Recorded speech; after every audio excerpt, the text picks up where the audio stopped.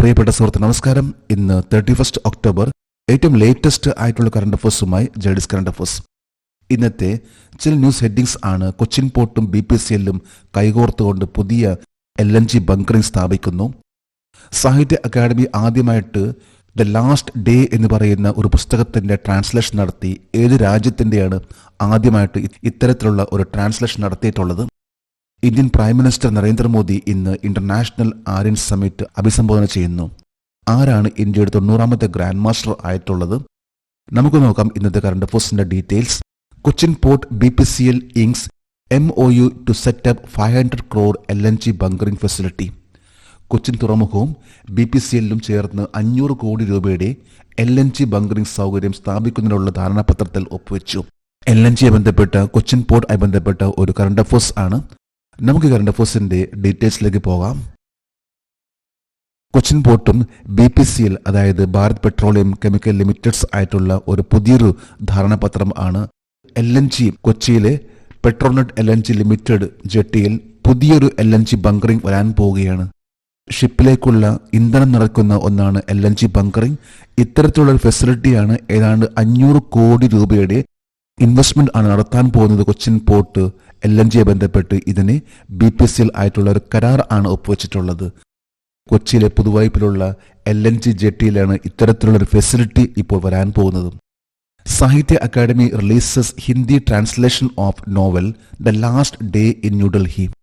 സാഹിത്യ അക്കാദമി ന്യൂഡൽഹി നടത്തിയിട്ടുള്ള ഒരു ലേറ്റസ്റ്റ് ആയിട്ടുള്ള ഒരു റിലീസ് ആണ്. അതായത് ദി ലാസ്റ്റ് ഡേ എന്ന് പറയുന്ന ഒരു പുസ്തകത്തിന്റെ അന്തിം ദിൻ എന്നാണ് ഹിന്ദിയിൽ ആ പുസ്തകത്തിന് നൽകിയിട്ടുള്ള പേര്.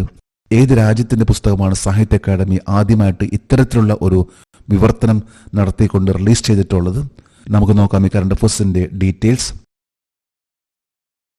2025 ഒക്ടോബർ 30 സാഹിത്യ അക്കാദമി ദ ലാസ്റ്റ് ഡേ എന്ന പുസ്തകം റിലീസ് ചെയ്തിട്ടുള്ളത് ഹിന്ദിയിൽ.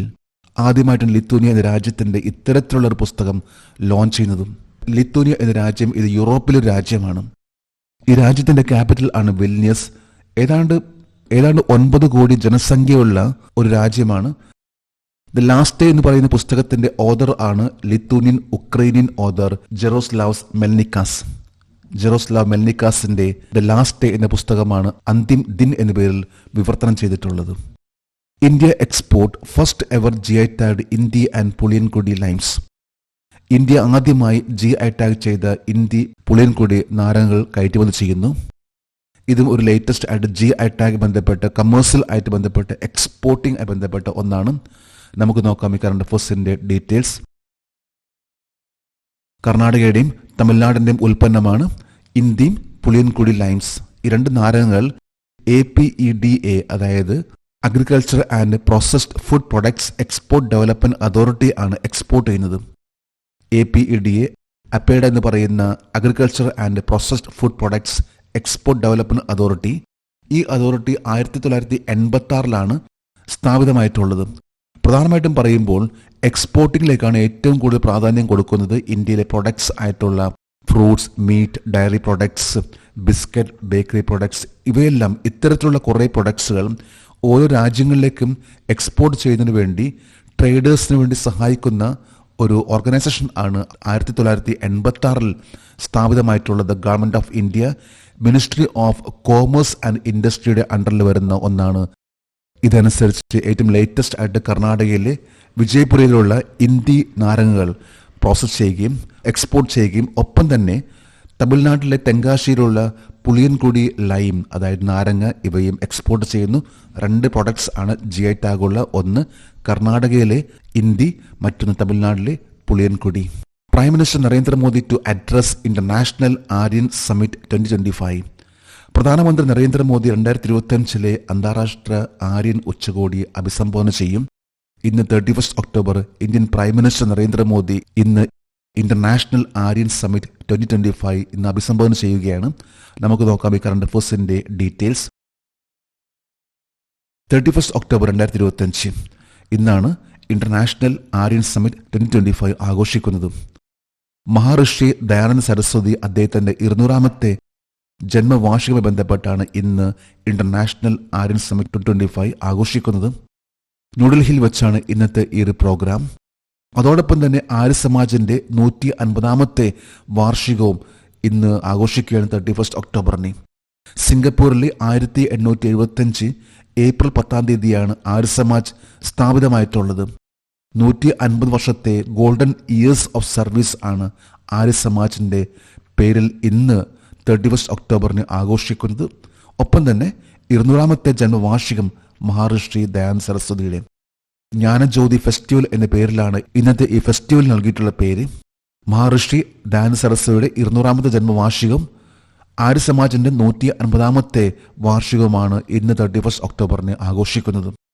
India to boost air to air combat capabilities with more Meteor missiles.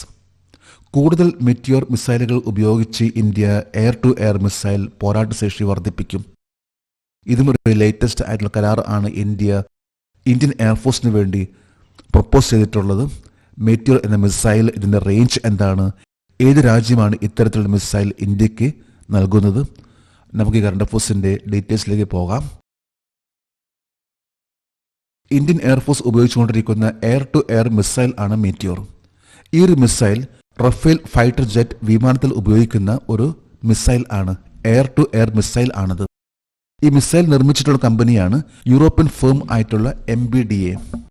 Army, air force, നേവിക്ക് വേണ്ടി എയർ ടു എയർ മിസൈൽസുകൾ, air defence system, anti tank facilities ഇവയെല്ലാം നിർമ്മിക്കുന്ന ഒരു കമ്പനിയാണ് യൂറോപ്പിലെ MBDA.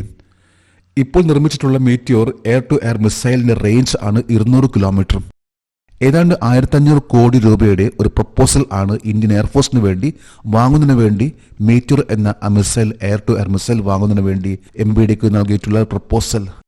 സുക്കോയ് അല്ലെങ്കിൽ തേജാസിൽ ഉപയോഗിക്കാൻ സാധിക്കുന്ന രീതിയിലുള്ള ഒന്നാണ് മീറ്റിയോർ എന്ന് പറയുന്ന air to air missile. Teenager Ilamparthi becomes India's 19th grand master. ഇന്ത്യയുടെ 90ാമത്തെ ഗ്രാൻഡ് മാസ്റ്ററായി കൗമാരക്കാരനായ ഇളംബർത്തി ഇന്നിപ്പോൾ തമിഴ്നാടിന് വീണ്ടും ഒരു ഗ്രാൻഡ് മാസ്റ്റർ ലഭിച്ചിരിക്കുകയാണ്. നമുക്ക് നോക്കാം ഈ കറണ്ട് അഫയേഴ്സിന്റെ ഡീറ്റെയിൽസ്.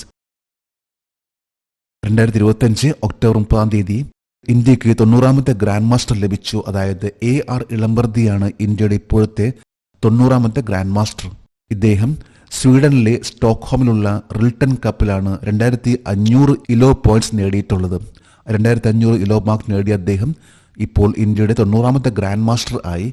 ഇന്നിപ്പോൾ തമിഴ്നാടിന് 35 ഗ്രാൻഡ് മാസ്റ്റേഴ്സ് ആണുള്ളത്. അതായത് ടോട്ടൽ ഗ്രാൻഡ് മാസ്റ്റേഴ്സിലെ ഏറ്റവും കൂടുതൽ ഗ്രാൻഡ് മാസ്റ്റേഴ്സ് ഉള്ള സംസ്ഥാനം എന്ന് പറയുമ്പോൾ അത് തമിഴ്നാട് ആണ്. തൊട്ടുപുറകെയാണ് മഹാരാഷ്ട്ര, 3ാം സ്ഥാനത്ത് വെസ്റ്റ് ബംഗാൾ, 4ാം സ്ഥാനത്ത് ഡൽഹി. വുമൻ GMs ആയിട്ട് ഇന്ത്യക്ക് ഇപ്പോൾ 4 പേർ ആണുള്ളത്. ഇതുൾപ്പെടെ ടോട്ടൽ ഇപ്പോൾ ഇന്ത്യക്ക് 90 ഗ്രാൻഡ് മാസ്റ്റേഴ്സ് ആണുള്ളത്. ഇന്നത്തെ കറണ്ട് അഫയേഴ്സിലെ last heading, world oldest president at 92. ലോകത്തിലെ ഏറ്റവും പ്രായം കൂടിയ പ്രസിഡന്റ് 92 വയസ്സ്. ഒരു ഇന്റർനാഷണൽ ലെവലിലുള്ള കറണ്ട് അഫയേഴ്സ് ആണ്. ഇന്ന് ലോകത്തെ ഏറ്റവും പ്രായം കൂടിയ ഒരു വ്യക്തി, പ്രസിഡന്റ് ആയിട്ടുള്ള വ്യക്തി ആരാണ്? ഏത് രാജ്യത്തിന്റെ പ്രസിഡന്റ് ആണ് ഇന്ന് ലോകത്തെ ഏറ്റവും പ്രായം കൂടിയ പ്രസിഡന്റ്? നമുക്ക് നോക്കാം കറണ്ട് അഫയേഴ്സിന്റെ ഡീറ്റെയിൽസ്. ഇത് ലോകത്ത് പറയുമ്പോൾ തന്നെ ഏറ്റവും പ്രായം കൂടിയ ഒരു പ്രസിഡന്റ് അത് പോൾ ബിയ, 92 വയസ്സ്. കാമറൂൺ സ്വദേശിയാണ് പോൾ ബിയ. ഇദ്ദേഹമാണ് 8ാമത്തെ പ്രാവശ്യം ഇപ്പോൾ പ്രസിഡന്റ് ആകുന്നത്. 1982 നവംബർ 6 തീയതിയാണ് പോൾ ബിയ ആദ്യമായിട്ട് പ്രസിഡന്റ് സ്ഥാനത്തേക്ക് എത്തിയിട്ടുള്ളത്.